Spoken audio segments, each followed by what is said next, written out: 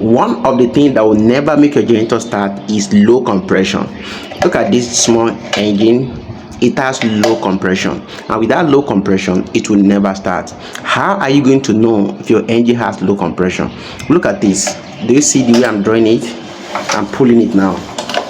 At some point it's supposed to get to a place, or at a point it will become, there should be force. I should apply force to draw it, but you can see I don't need to apply any force here. You see it's just rotating freely.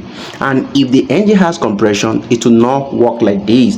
At some point you're supposed to apply force before you can pull it. That's to tell you that this engine has no compression, and without no compression it will not going to start. So the question is, what could be the cause of low compression?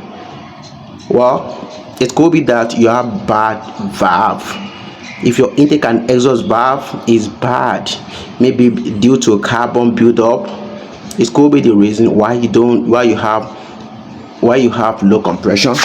Your valve is here. Do you see this point? This is where your valve is. You lose it, you're going to see your valve. Another thing that could be is if you have bad piston rings. I think that is number one. If you have bad piston rings, with a bad piston rings, the compression is going to be leaking to the crankcase.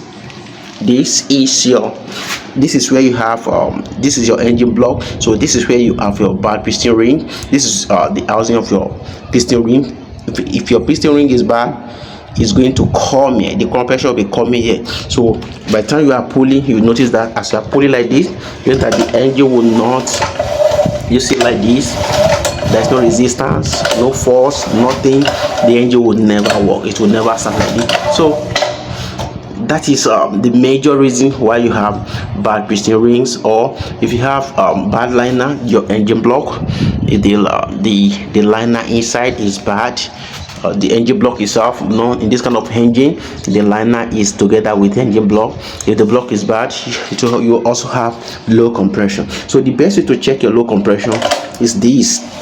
Just pull it. You see, as I'm pulling it, it's just rolling freely. It shows that this is bad compression, low compression, and the engine will not start. But if you want to check, you need to ensure that your spark plug is well fitted. You see, because if your spark plug is not well fitted, it's not fitted very well, and you remove your spark plug, the compression will be leaking from here.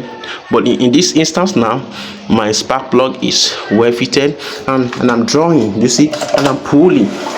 You see, I'm pulling, yet nothing is happening. You see, like this engine will never work. It will never work. So this is how to check low compression in your small generator or your small engine. So you can just remove this housing, then you use your hand to turn the flywheel. You see that nothing is there. There's no compression, and without compression your engine will not work. Hope you understand this video. Don't forget to like and follow me for more engine tips. See you in another video.